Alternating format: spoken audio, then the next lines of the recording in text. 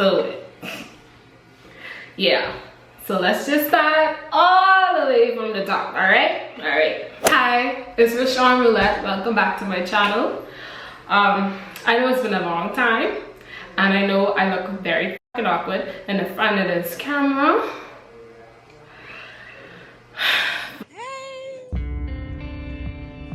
Hey, how y'all doing? But I try to get back into the groove with this whole quarantine and everything is so real. It's a whole lot. I promised you guys a story time. I did a poll on Twitter and you guys chose the story time of when my friend got me fired. So that's the story I'm gonna tell.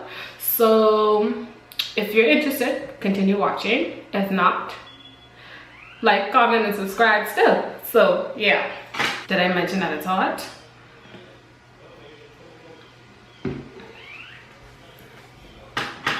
So at this time I was in college. I was at UB. I think this was my last semester. Not last semester as in I graduated. That was just my last semester there. So at the time I needed a job. Not really needed, but I wanted. I always feel like I need jobs and stuff because I can't be idle. Like, I don't like to be put. I like to always feel like I'm doing something, going somewhere and stuff like that. It's just me. So my friend, or so I thought, we are gonna call her Taylor. So Taylor, me and her was very cool. We were friends, not on front. We were pretty close. And she was like, her job having, you know, they're having an opening, or they have a position open already. And I should, you know, apply because the job was in my field.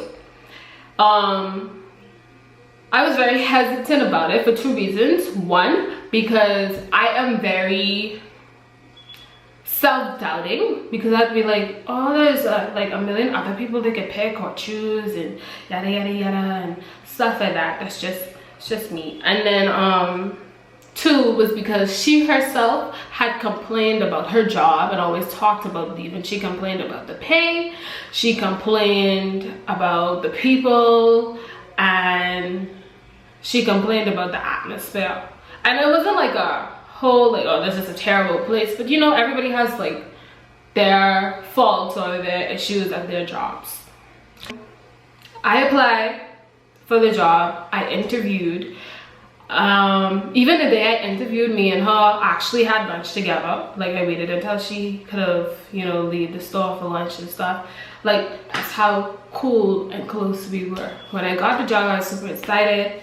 I was like, okay, I get to work with my friend and I also get to work in my field, and I think I made a good decision. Everybody came off nice and all that stuff, blase blase, rogadum bram, all of that. So I was like, okay, cool.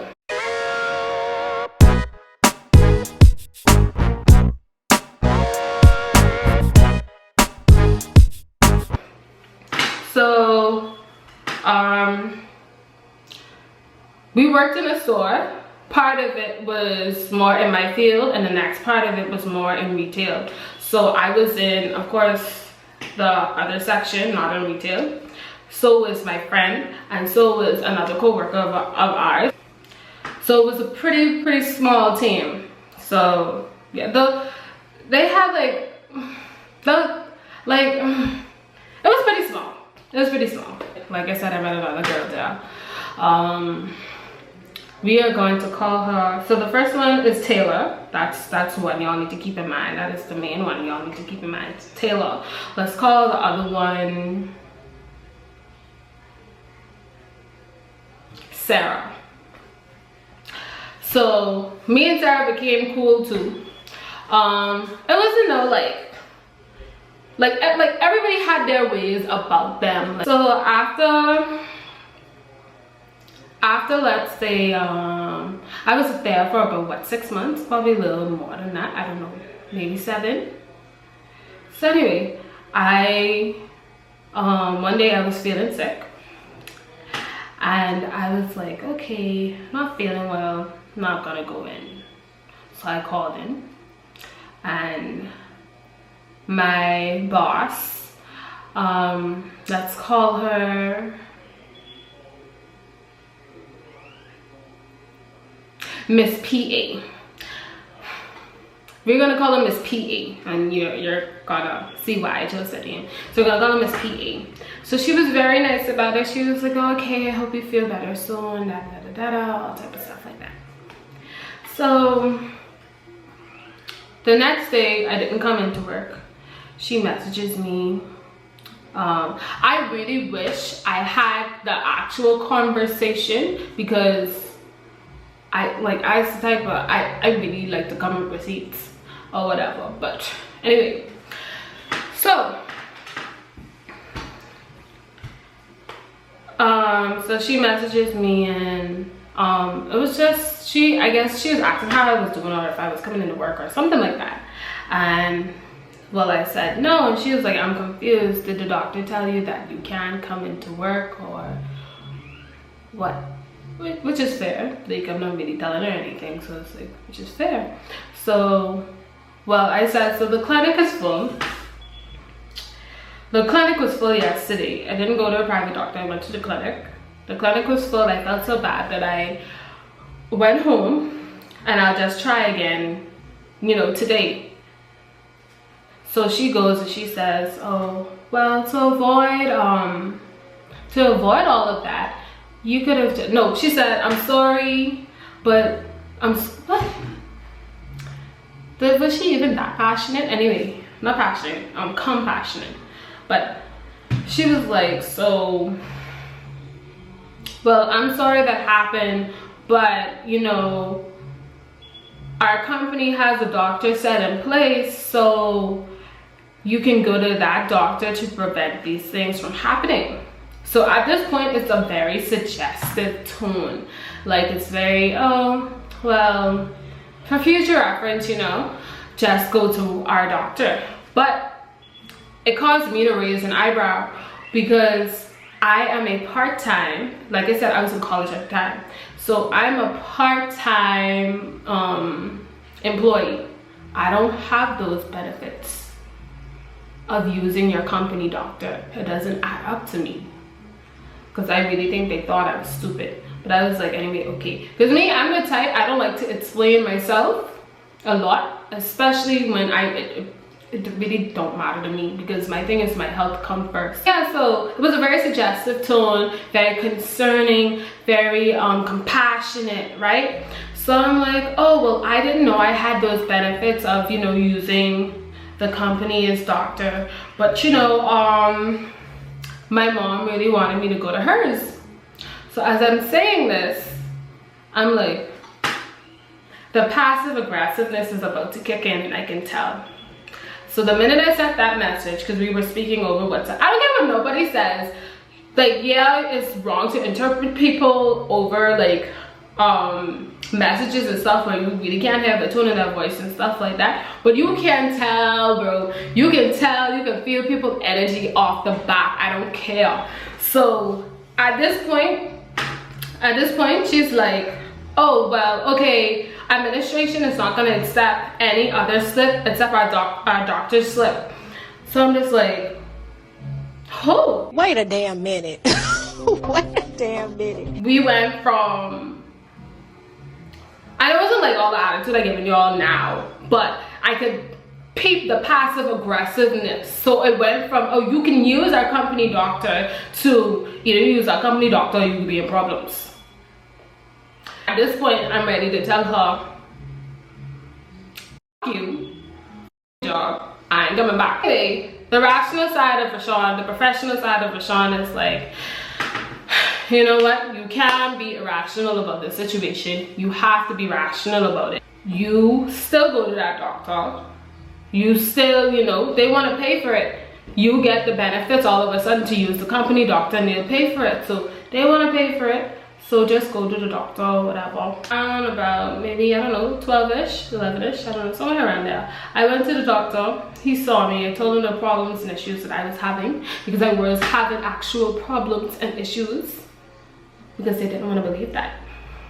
I sent the picture of my my write-up, like the blood work and stuff that I need to go get done or whatever, and she's just like, oh, okay, well I hope that you feel better, see you to work in the morning and whatever, right? So at this point, I do not know how to feel about this place. And the more I think about it, the more I'm just like, bro, I don't want to be here. So I went home, thought about it, and I wrote my resignation letter. I wanted to actually print it out and carry it in so I could do it face to face. I feel like that's the proper way to do it. So at this point, I couldn't get back there. Too much things was happening, so I just emailed it. I emailed it directly to my boss. So before I email my resignation letter, this is what I'm forgetting. I get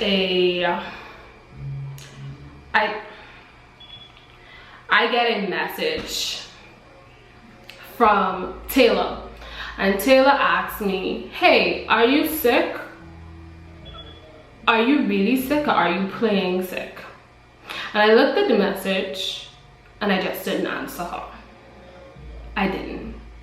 Now, I don't want y'all to feel like me and Taylor was on 100% good terms. I had already heard from other people that Taylor was talking shit about me and encouraging people or like enabling people talking shit about me as well. So at this point, I didn't dislike her, but I had distanced myself from her. So like, even if I was playing sick, she would have never known, because I wouldn't have told her, because I don't feel like you're my friend. I don't know where your loyalty lies, so why the hell would I even, you know, tell you something? And in that slight moment, I was like, oh, is she messaging me because she cares? You, are you dumb? And I was like, you know what? Did not answer her. I sent in my resignation letter, and that was that. After that, I feel relieved. I feel like a great weight is off of my shoulders at this point. So one of my friends picked me up from home and they took me out for food.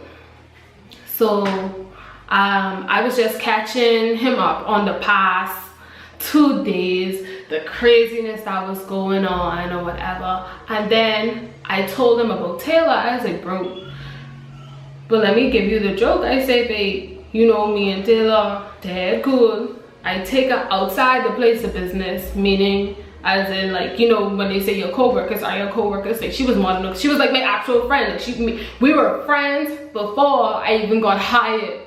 So I was like, bro, I guess she's be talking about me and enabling people talking about me and all type of stuff. And you know, and I said, me and I had issues before, and we talk about it, but we didn't really talk about it, but everything was cool. But I tell him, I say, you know what, it don't even matter, because at this point I left her, you know, behind with the old job. Like, I don't work there no more, and she over there with them, like, it didn't really matter. So by the time I got my food and we driving back down by me, I get a call. So at this point, I'm looking at my phone, I see it's Sarah. So I say, Sarah? I say, oh, she must be calling because she find out I resigned, and she probably mad and I ain't tell her and stuff like that, because me and Sarah was cool. Like, at first, it took me a while to warm up to her, but me and her was cool. Like, me never used to talk every day, but she showed me some real shit. So we was cool. We was cool. So she called me. I say hello. I say, babe, I'm sorry I ain't tell you though. I'm sorry I ain't tell you. But what? She say, they let you go too? I say, too? Let go? She say, yeah, babe. She say, yeah, babe, they let me go today after work. I said, but you lying. And she says, furthermore, Taylor ain't your friend. So at this point, I knew Taylor had done some fucked up shit. Let me tell you why I know Taylor did fucked up shit. Because even though Sarah used to tell me, be careful, I hear and this and that or whatever, never has she said to me the words, Taylor is not your friend. So I knew she had concrete evidence on something, and I wanted to know what it was. Well, no, this is the big question. She was like, you've been in Freeport anytime this weekend?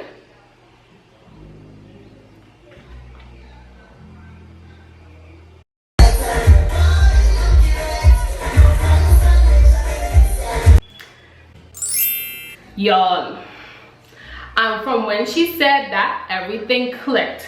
So I put the phone on speaker so my friend could hear, and she said that, and everything started to add up. The passive aggressiveness from my boss, the whole you can use the company, doctor, all that bullshit, it started to add up. Why it started to add up, I can tell you all why. You guys hear me? I'm about to tell y'all what's tea, or you gonna know what's tea in the motherfucking minute. Can you hear me? So the night before I called in, I was to Envy Lounge with one of my friends celebrating her birthday. Me and another friend of mine, we took shots. It was on Snapchat, and when I got back the phone, I was going through the geo filter, and the filter said Senior Frogs, Freeport, Bahamas. And it was dead funny to us because we was nowhere near Freeport. We was downtown Nassau. So she thought it was funny. I thought it was funny. I posted on my Snapchat. I sent the video to her. She posted on her WhatsApp story. I'm figuring this out now. So when she said that, I said, okay. Now, either what Sarah's telling me is true or not. So either Sarah lying or Taylor's a fake ass. So we gotta weed out the fakes, right? Okay, cool. The only two people that I really talked to in that building was Taylor and Sarah. Let me repeat, I only used to talk to Taylor and Sarah. Everybody else was on a work level. This is how I ruled Sarah out, and I know she wasn't being trapsy and trying to cause no drama.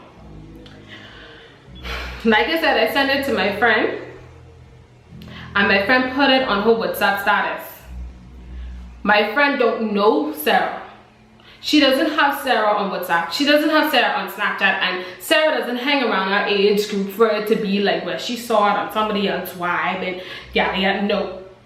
But who is in our age group? Who else actually hangs out with us? Who else, you know, has her number, my number, and, you know, have us on Snapchat? What you say, honey? I don't hear you, sweetie. Taylor. So it only could be one person, right? So again, I had to confirm it because I couldn't believe, like I was in disbelief. Because I literally was just talking about the fake things that I was hearing that she was doing. And to get a call like that, I was like, really? Really? So I said, but how you really know this? So she was like, so-and-so, so Miss so-and-so is the one who's under my boss. And so-and-so is not innocent. She acts so, but it's very trapsy. It is what it is. So Miss so-and-so comes to Sarah, and this is what she says. Well, guess what, girl? Ri'Shaun might end up upstairs or whatever the case may be because she called in and she in Freeport. Yeah, Drake. Drake. Jesus, what is this? So if Miss So-and-so had to come to Sarah to tell her that had to come from another source. And the only source could be, it only could be Taylor. Who else it could be? Because I don't talk to nobody else in the store. Nobody else has my contact. My boss had my contact, but I had her blocked from my statuses. My boss sure as hell didn't see it. I don't have Miss So-and-so number. And like I say, I ruled out Sarah because I didn't post it on my status for her to see. because she can't see my status, but I didn't post it there. I posted it on Snapchat. She doesn't have me on Snapchat.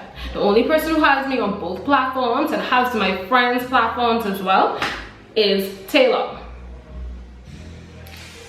So at this point, I already found out all the information I needed to know, and I found out that old girl needs to stay exactly where she is, around there, around her people. But I blame myself. It's my fault because I saw red flags from jump, and I just ignored things, and you know, I say it in my head, and it ain't as deep as I said it was. Listen to me. When you see red flags, especially with people who's supposed to be close with you, listen. Peep the red flags. Listen to that. Listen, because these guys will do you dirty. Ever since that day, I have not spoken to her. Like, I didn't have this phone yet. I had a 6 at the time, so all the messages gone. I didn't back up my phone or anything. But I didn't even send a girl a f you. I block on everything. If I don't sound ridiculous, I don't know who this man is. I mean, he could be walking down the street. I wouldn't know a thing. I don't want that type of person in my space and in my atmosphere. So I really feel like it was meant to be, and the way it happened, it was supposed to happen, bro. And at the end of the day, things just come back to you 10 times harder. Karma's always come back around, and just how you used to people, you putting that shit in the universe, that will come right back to you. So yeah, Taylor, thanks. I see things. I see things. I see things. I'm gonna fax them. Fax them. Fax them. Thank you guys for tuning in. It is really hot. I'm pretty sure I look dewy, oily, sweaty, all of the above. But I appreciate you watching, and I love you guys.